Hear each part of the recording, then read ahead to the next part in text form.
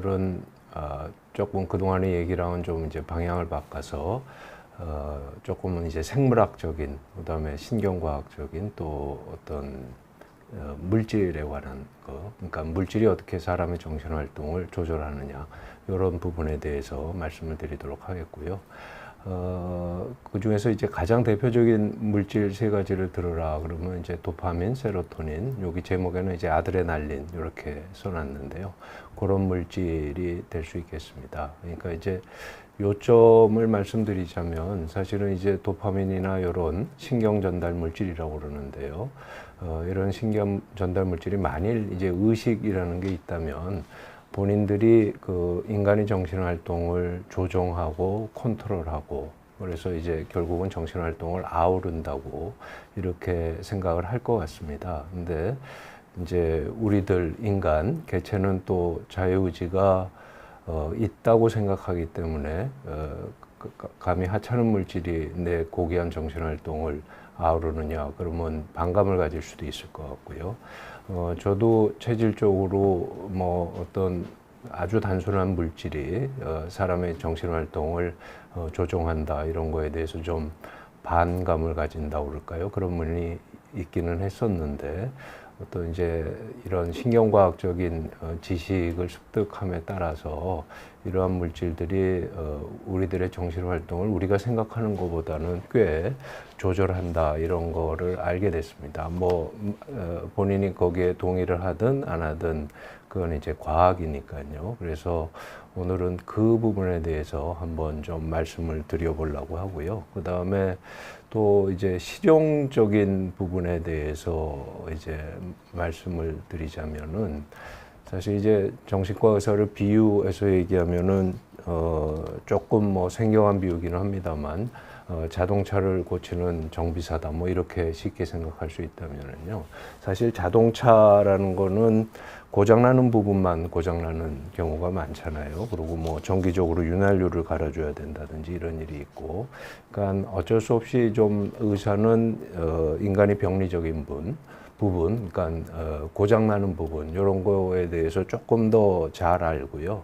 전체적으로 어떤 자동차의 기능 이런 거에 대해서는 잘 모르는 경향이 있습니다. 그리고 이제 뭐 저도 그렇게 배워왔고 또 그렇게 진료를 해왔기 때문에 사실 이제 까딱하면 도파민이나 세로토닌이나 아드레날린이 어떤 사람의 병적인 부분에서 작용하는 부분 이런 거에 대해서만 이제 집중해서 생각을 하게 되기 때문에 사실은 이 물질이 또 경우에 따라서는 별 생각 없이 생각할 때는 좀 안 좋은 물질이 아니냐 뭐 이렇게 생각할 수도 있고, 그런데 사실은 오늘은 전혀 그런 게 아니라는 말씀을 드리고 싶고요. 기본적으로 이런 물질에 대해서 어떤 여기 청취자들께서도 기본적인 지식을 갖고 계시면 이후에 어떤 정신질환이나 혹은 어떤 정신과적인 문제에 대해서 이들 물질이 작용하는 방식에 대해서 좀 더 쉬운 이해를 하실 수 있게 될 것 같아서 오늘 말하자면 과학에 대해서 얘기를 해보자 이런 시간을 마련하도록 했습니다. 어쨌든 사람에 국한해서 얘기하자면 처음에는 이제 뭐 노르에피네프린이나 에피네프린의 전구 물질인 줄 알았는데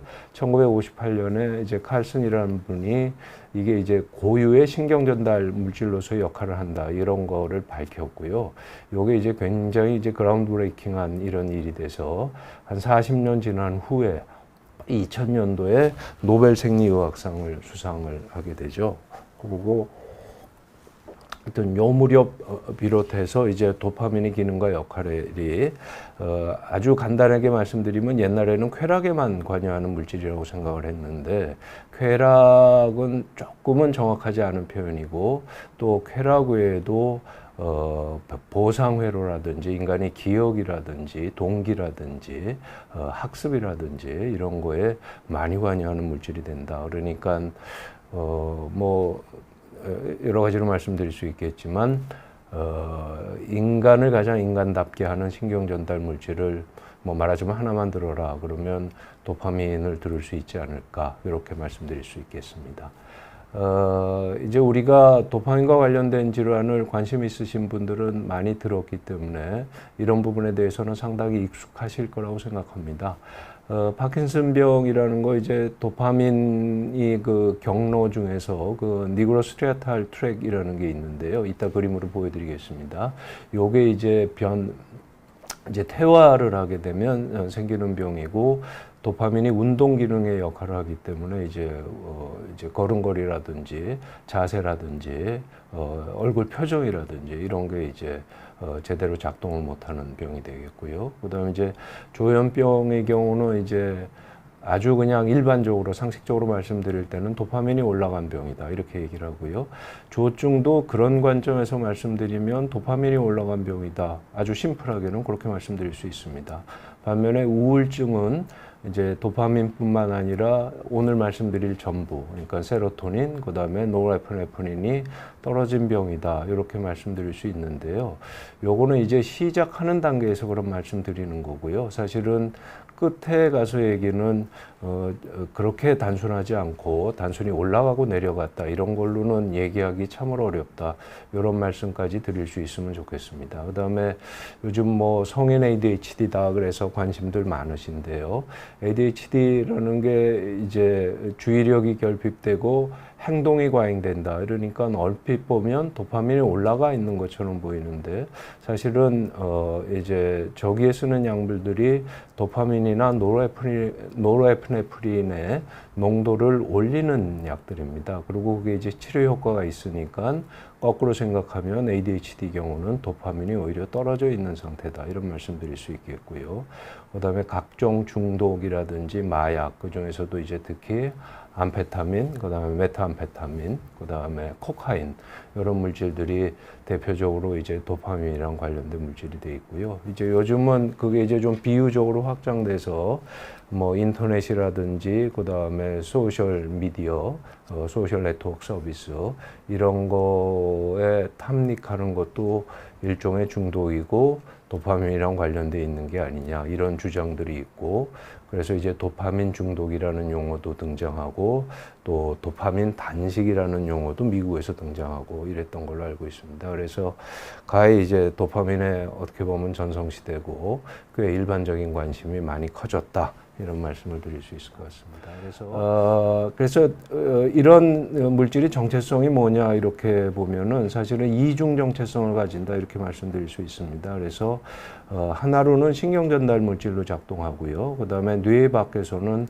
호르몬 또는 이제 뇌에서 뇌 밖으로 간다는 부위에서는 신경 호르몬이다 이런 식의 얘기를 합니다. 그래서 도파민에 국한돼서 말씀을 드리자면 신경 전달 물질로는 이제 중뇌에 그 서브스탄시아 나이그라라는 그 도파민 세포들이 모여 있는 게 있고, 벤트럴 태그멘탈 에리어라는 또 도파민 세포들이 모여 있는 게 있는데, 조금 뭐 어려운 얘기지만 저 서브스탄시아 나이그라가 파킨슨이랑 관련되고요. 파킨슨병. 그다음에 벤트럴 태그멘탈 에리어는 대부분의 어떤 정신적인 문제, 그러니까 감정이라든지 기억이라든지 정신과적인 질환 이런 거에 이제 더 문제가 되고요.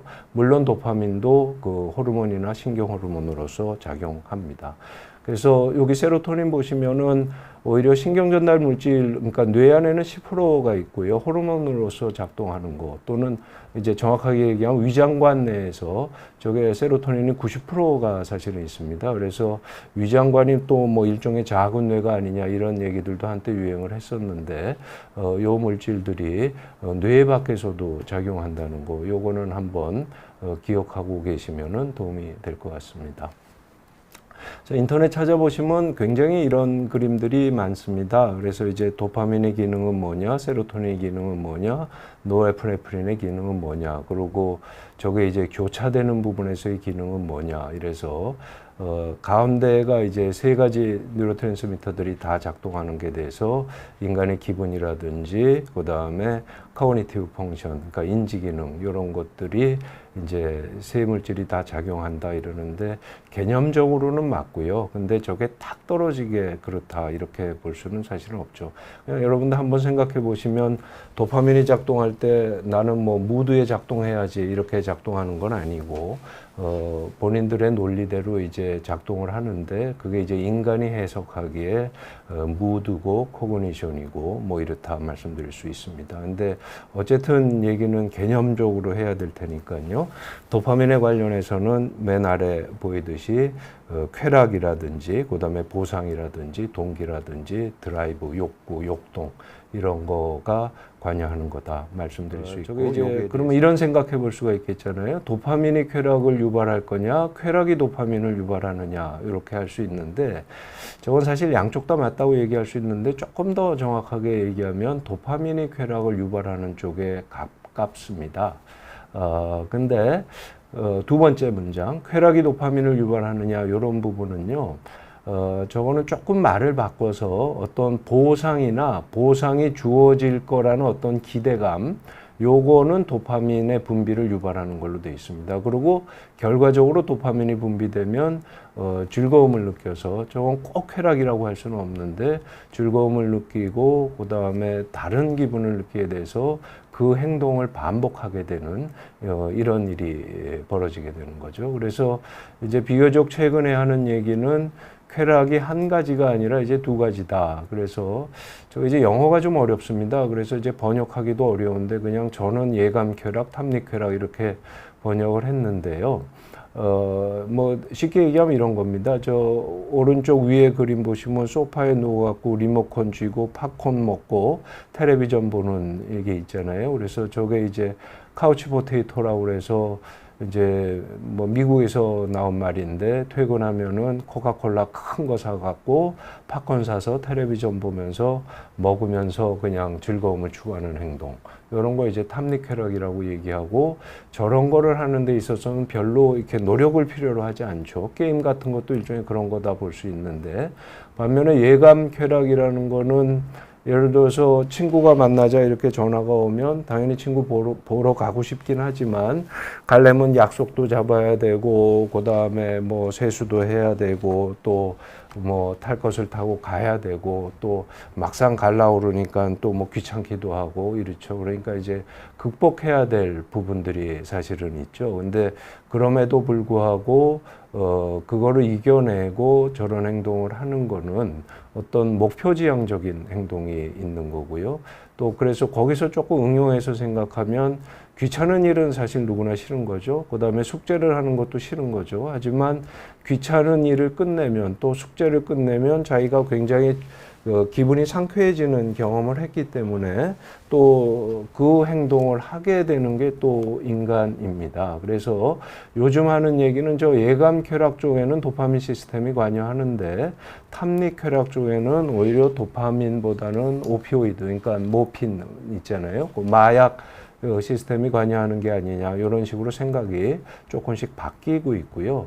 그러면 이제 자연스럽게 쾌락이라기보다는 어떤 보상이 더 도파민에 있어서 중요한 역할을 하는 거 아니냐 이런 생각을 해볼 수 있겠지 않습니까? 그래서 보상이라는 거 이제 여러 가지로 얘기할 수 있는데 그냥 조금 개념적으로 정의를 하면은 개체가 다시 찾도록 하는 그런 이벤트나 대상. 그래서 쉽게 얘기하면 어떤 음식이나 물이나 섹스나 어떤 케어를 받는 거 이런 것들은 즐거우니까는 다시 그거를 찾게 된다 이렇게 되죠. 그래서 이제 이 보상 회로 또는 보상 시스템 이런 게 있는데 거기에 도파민이 가장 중요한 역할을 한다 이렇게 되고요.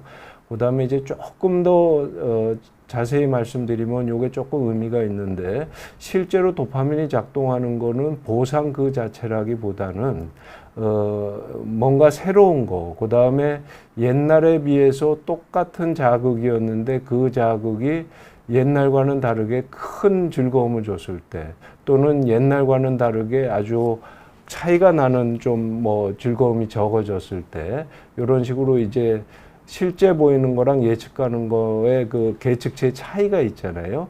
저 차이만큼 도파민이 작동한다. 이런 얘기가 이제 가장 최근에 하는 얘기고 사실은 꽤 그럴듯한 얘기가 됩니다. 그러니까 쉽게 얘기하면 계속 먹던 음식, 그러니까 집토끼 이런 거는 더 이상 자기가 확보한 거는 별로 도파민이 작동을 안 하고 뭔가 새로운 거, 산토끼 이런 거에 작동을 한다. 이렇게 비유적으로 얘기할 수 있을 것 같습니다.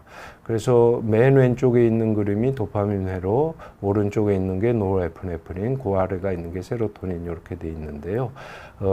저거는 차이점을 보시라기보다도 크게 보면은 다 서로 다른 신경 전달 물질인데 거의 동일한 패스웨이를 가진다 싶을 정도로 저렇게 가잖아요. 그래서 저게 이제 특징이 위로 가고요. 위로 간다는 거는 이제 전체적으로 분위기를 조성해서 저 위가 이제 대뇌 피젤이거나 변연계 이렇게 되니까요. 저기서 어떤 행동을 하는데 전반적인 분위기를 조성하는 역할을 하는 게 저들 물질이고, 특히 보상에 관여하는 건 도파민이다. 이런 말씀 드릴 수가 있을 것 같습니다.